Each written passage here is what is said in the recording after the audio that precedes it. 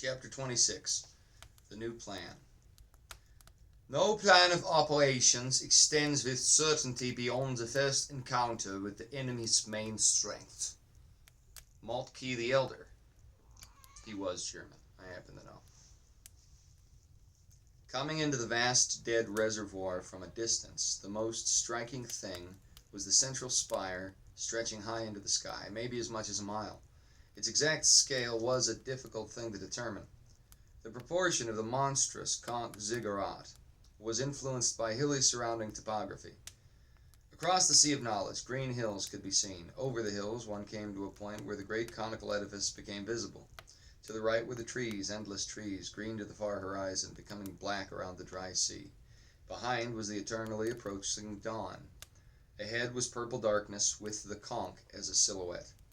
To the left were more rolling hills covered in deeper darkness, and far away, along exotic coasts, at a distance of many miles, was a great tree as high or higher than the Conch Ziggurat. Cracks made a cat's cradle of lines across the Dead Sea bed, but they seemed to radiate out from the great spire in its silvery hues and their faint peach undertones.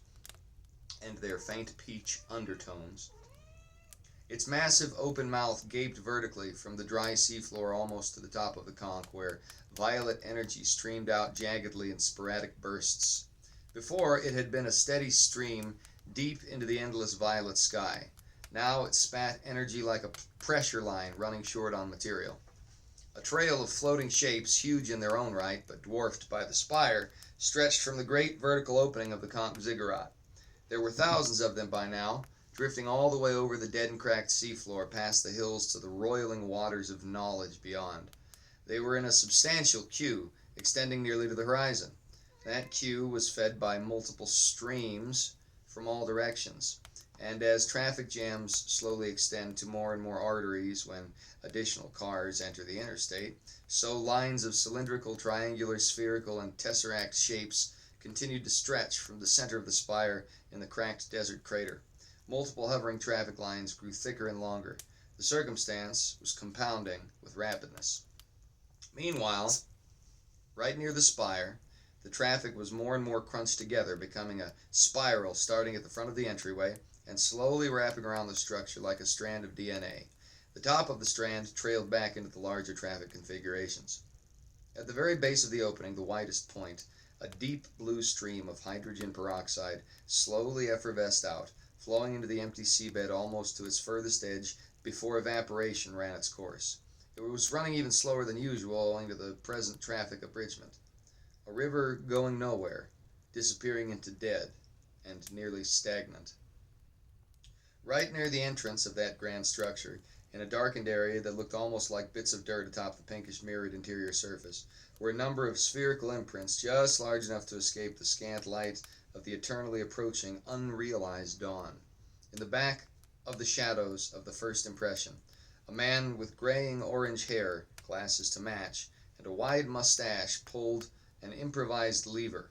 A stream of red soap from a 5-ton reservoir hidden elsewhere in the recess of the impression spilled out an exceptionally wide industrial hose into the peroxide river. The reaction started immediately, but would take minutes to mature. That river flowed slow enough, it was almost still. There was a flash of bright orange in the next cavern, about 50 feet up the river from the first. The man with the mustache sprinted to that recess to find a small cat looking up at him. He held out a bit of beef jerky and refrained giving it to the animal until a hose had been pushed in fast spurts through the rip in space-time to the world of madness. Ricky and Ethan were on the other side of that portal, sending the line full of soap through, moving so fast it was hard to fix your eye on them long. Ed grabbed the thick line, let it open, and it shot out a soap spray faster than should have been physically possible. The force of it almost made him lose grip. It was a soap fire hose for several seconds. The peroxide bubbled again. This time the soap's color was a deep green hue, the new soap they had just acquired, as opposed to the old reservoir Carl built up. Seconds later, as the hose emptied, he threw the emptied nozzle back into the fissure, where it disappeared equally quick as those in the other timeline drew it back. The cat puked just as he threw the hose end after, and the portal closed. Clever Ed picked up the kitten, gave it a few chunks of beef jerky in the way Carl had outlined, then peeked out of the cavern to make sure he hadn't been noticed yet. It had only been 15 minutes or so on the timeline of the strange place since they had left previously. The damage from the crashed cylinder up around the bend was yet to be rectified. Traffic continued to back up. None of it was concerned with Ed or what he was doing. Ed ran as fast as he could to the next alcove and stood the cat up against where the portal should have been. Sure enough, the animal opened it up, and surprisingly fast. The RV driven by Ethan and Ricky showed up on the other side. Both men ran out, making exceptionally quick movements that made them appear as though they were mechanized things.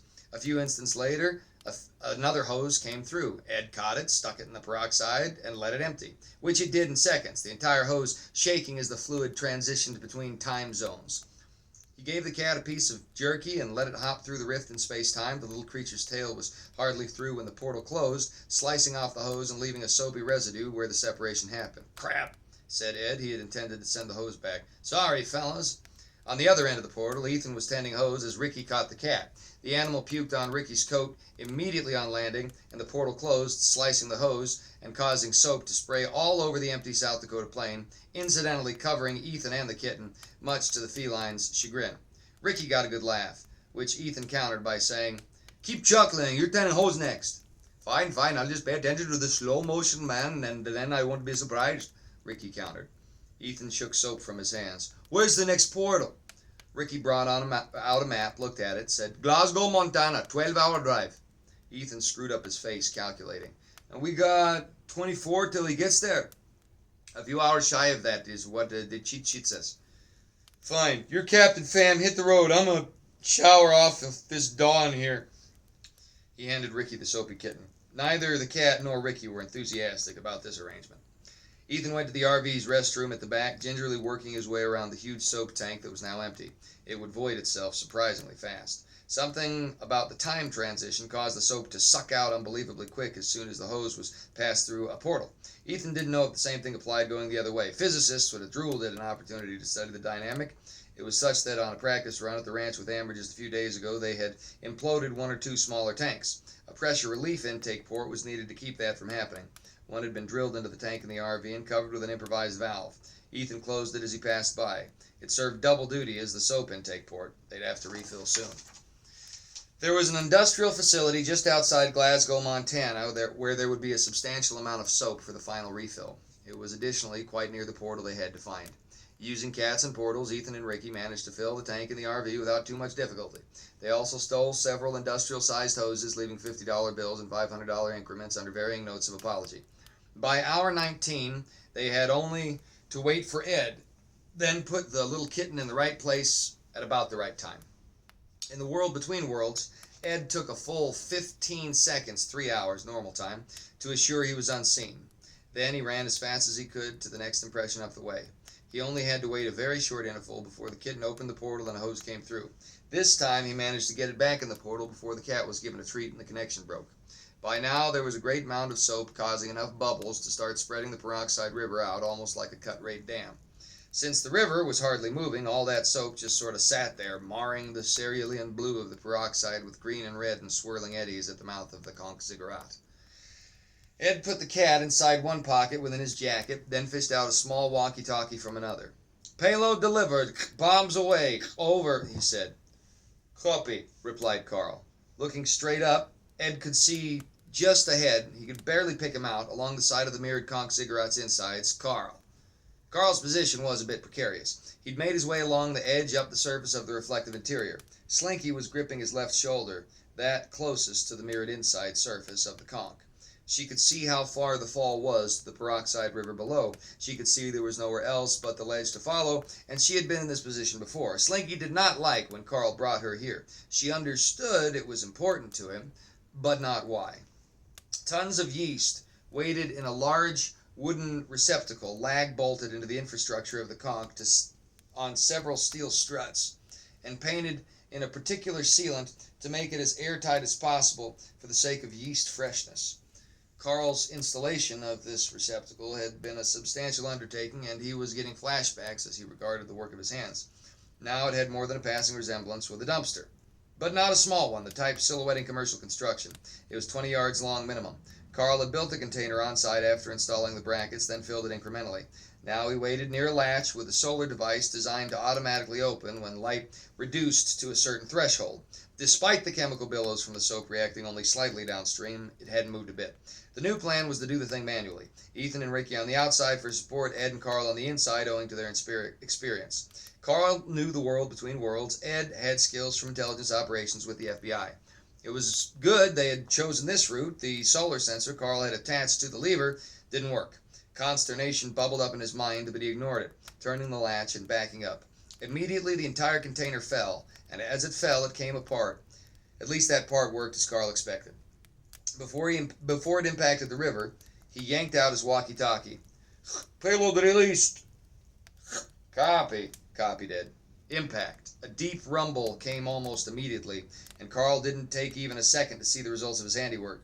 Instead, he hustled further along the edge, consulted a map, nodded, put down the cat, and she very quickly opened a portal. This one came out atop a butte just south of Gillette, Wyoming. Flecks of green and red foam were raining down behind Carl as he jumped through. The cat puked, he gave her a bit of jerky, and the portal closed. He checked the map again. It was time for him to make his way to the entry of Devil's Tower. The next rendezvous was outside the Pearl of the Ziggurat, where the women awaiting their window to fertility were kept on ice by demons. There would be Genevieve and Chloe, who was Claire, and all of them. It wasn't actually the Great Globe, the CPU of the Conch Ziggurat, that they would be in. There was another smaller globe, a sort of antechamber designed for preparation right nearby. A tube like that of a bank drive-through teller transferred women directly to the larger globe when they were at their highest fertility. Carl only hoped they weren't too late, and Genevieve was still in the smaller sphere, the antechamber. Carl grabbed up Slinky and stuffed her in his jacket. She was getting used to it by now. Eyes on the horizon, he made his way to a used car dealership a few miles down the road. Meanwhile, Ed ran as fast as he could with his own little kitten. According to the map, there was a portal to Hawaii that led on yet another portal, which would come out 4 miles away from the Conch Ziggurat in the world between worlds. At that external point was yet another portal that came out in the middle of nowhere, about 4 miles from Devil's Tower. It wasn't the Pearl portal, but it was near enough to be convenient. They had a great plan to rendezvous, but it all went to pot. The foam from the soap had grown a good 30 feet, and the sacred shapes of the demon things were beginning to take notice, as evidenced by their evasive maneuvers. Then the yeast hit the soap. The explosion was loud, like the wind of a tornado, hot, unexpected, and legendary. Green foam, several hundred feet high, kept growing and expanding, roaring inward, outward, and upward simultaneously. It had a lick of red through it like a stripe on a candy cane. Ed ran, shakily removing the map Ethan had printed out, finding a different point than his intended exit vector, pulling out the cat and chucking the kitten full force at the wall. The cat wouldn't be happy about it, but there wasn't time to do this by the book. A portal opened, Ed and Cat tumbled through, and both landed on a poker table in a high-stakes room of Caesar's Palace in Las Vegas. Naturally, this caused a stir. "Nobody move! FBI!" Ed yelled. He didn't stop to consider he was covered in soap and peroxide, or that he stood before a three-dimensional ovoid fantasia of roiling green and silver insanity. He also didn't consider how fast the cat would puke, but almost instantly the kitten managed to ruin somebody's flush and sprint off across the table. Everyone's attention was drawn by the portal until it closed almost violently, leaving a bright afterimage in the eyes of any who saw. Ed moved fast after the hissing, spitting cat as it leapt from the table, intent on finding cover. Somebody in a hotel uniform yelled for him to stop. Ed kicked him in the head, danced off the table, grabbed the cat, pulled out the 9mm, and fired into the ceiling 3 times, causing hundreds of people to duck, scream, and scatter. Ed sprinted down a serviceway at the edge of the gambling floor, stuffing the cat in his coat, crashing through doors, and pulling out a burner phone. He found a staff bathroom, stumbled in, locked the door, and called Ethan. "Emergency, Vegas! I need an exit." "The hell you doing in Vegas, fam?" "Just send me a coordinate." "Where?" "Outskirts. Strip. Hotel." Ed found letterhead on a towel near the sink. "Caesar's Palace." The line was quiet. Ed leaned against the bathroom door. He could hear staff running by, then loud footsteps abruptly stop as theories were exchanged and people began to bang on the door. A moment more, and Ethan said, "Check your text, fam. Coordinates." "Got it. Tell Siberia rendezvous is a bust. I'll meet him my own way if I can, but I'm compromised." And he hung up. The staff were yelling and banging at the bathroom door loudly. They were about to prevail. Ed checked his texts. It was a burner phone, but it could do images. Ethan was a master at getting Wi-Fi wherever they drove. On that little computer, he had sent a screenshot.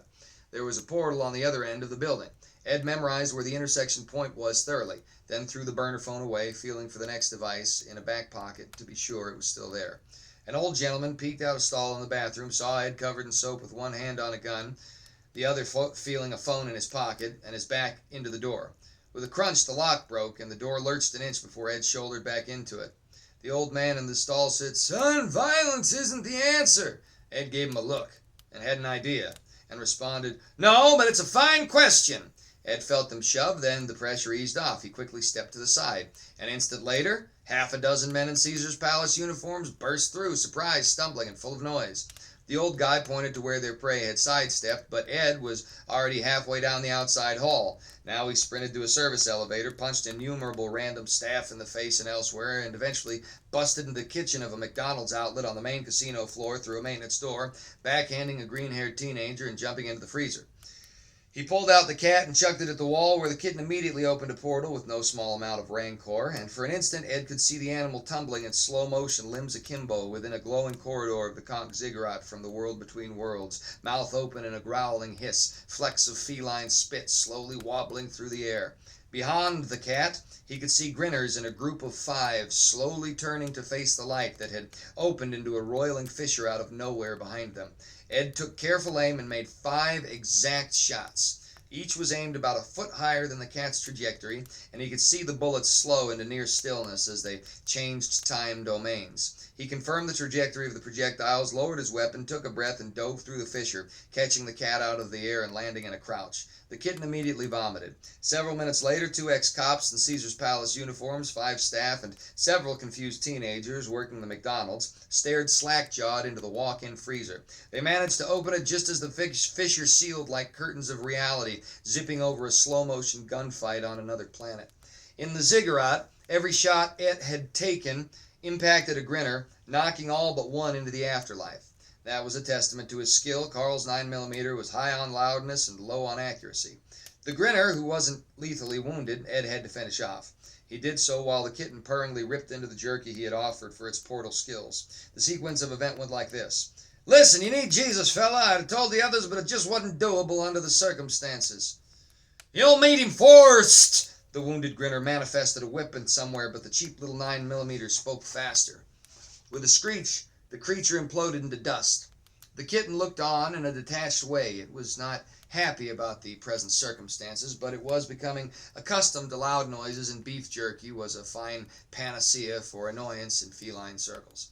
Ed crouched down and divested the grinner of 2 firearms. One was of the strange sonic variety, the other a garden variety Glock 19 with a full clip. Standing, he took stock of his surroundings. The good news was he had come through into one of the labyrinthine organic corridors of the conch ziggurat. The bad news was he had no idea precisely which area of the structure he now occupied.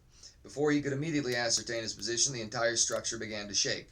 When the soap was reached by the yeast Carl let loose, the explosion of foam occluded the entry of light into the conch ziggurat very quickly. In point of fact, their solution worked much better than anyone could have anticipated, owing to several unforeseen variables. The first was the purity of hydrogen peroxide they encountered.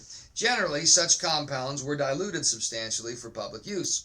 The concentration of the peroxide byproduct of the conch ziggurat was much greater than is usually available. It was almost pure. Accordingly, this had an exponential impact on foam formation. The second unforeseen variable requires a bit of background. The opening of the conch was about 100 feet wide and stretched 80% the cone's height. It tapered gradually toward the top. In seconds, the expanding lime green foam reached that point, spreading a shadow on the insides of the conch like that which trails a cumulonimbus thunderhead drifting in over the horizon. The spiral of cylinders and other wild shapes immediately lost formation, vessels falling away in all directions with suddenness. Those within the tower also lost some hidden decentralized energy force dependent on what the light did through the ziggurat's cozy rev reflectivity. That being blocked changed things, and the results were dramatic. Some of the craft fell straight down. Others impacted either of the spiraling reflective walls at an angle. They didn't explode, but whatever protocols governed their transit were lost. As they could, those mind pilots and silvered cushions brought each vessel to ground. This happened not a second too soon. Deep below the conch, in a vast open chamber with shifting shapes composed of sand-sized servers constituting a computational cloud of such technological tenacity it appeared downright magical, rotten light of fallen angels swirled in a typhoon of wicked.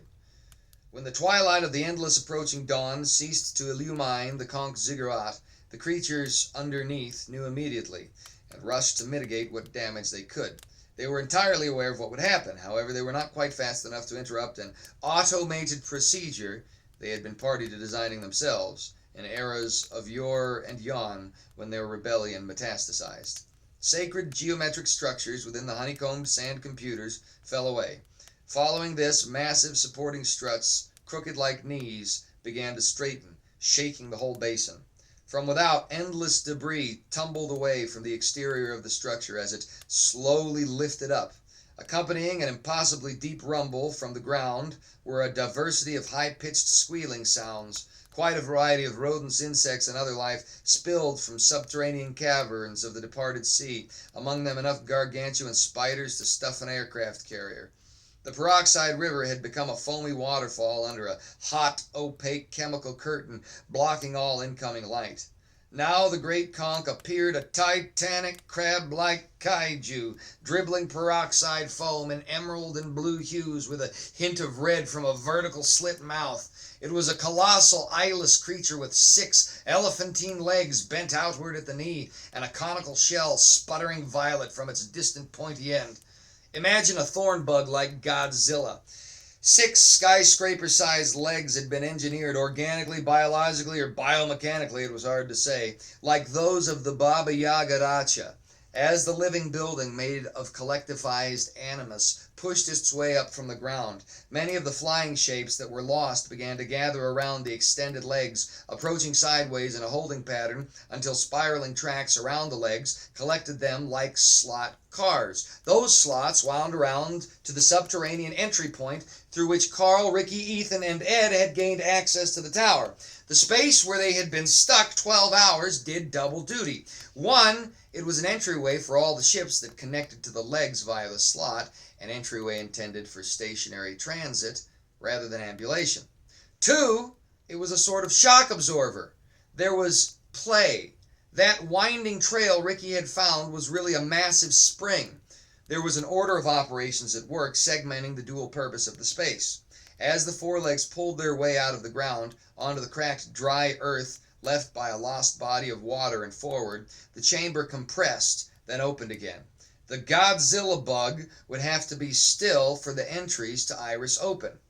The spiral around the skyscraper legs was courted by endless cylinders. Soon vast numbers of alien shapes had connected to the great ambling mechanism, doubling the size of each leg in appearance. From a great distance, the entire structure appeared to move very much like a kingdom-sized crab rather than a king crab. It was now pointed toward the sea of knowledge, behind which came the purple light of eternally approaching dawn. Naturally, whatever thinking defined this quasi-organic structure, it was geared to follow the light. When the light was gone, the structure went to seek it. Nordic Jack, whose real name was Chazakil, could be seen amidst the fallen cyclone of rotten light, gnashing his teeth in multiple dimensions below the beast as it lumbered. He would take the form of Nordic Jack, then fall into his extra-dimensional appearance, the true one, that which included multiple faces, wings, and strange bodily structures incomprehensible to corporeal man.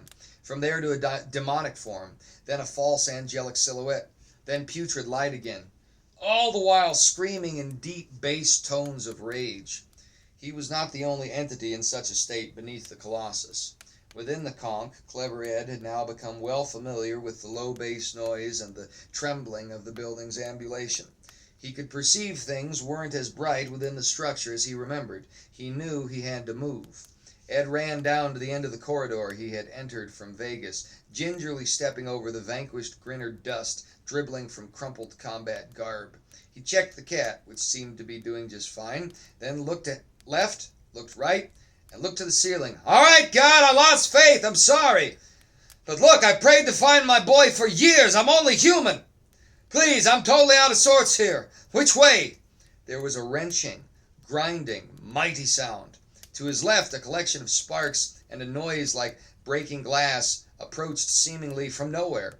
Abruptly, a huge cylinder crashed through alien infrastructure, and Ed began to run the other direction as fast as he could, yelling, "Understood!"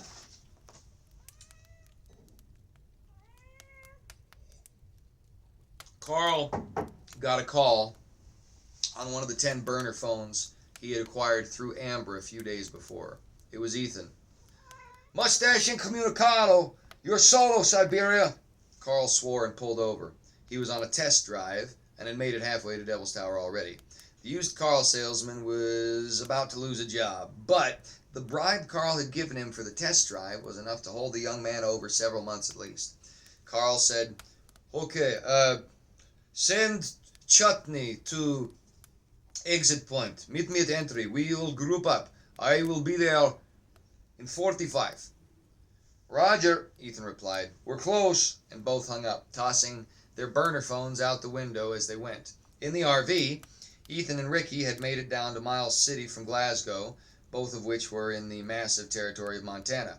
Ricky, in the co-pilot's seat, said, "I am not fond of chutney sauce. Neither do I appreciate the code name."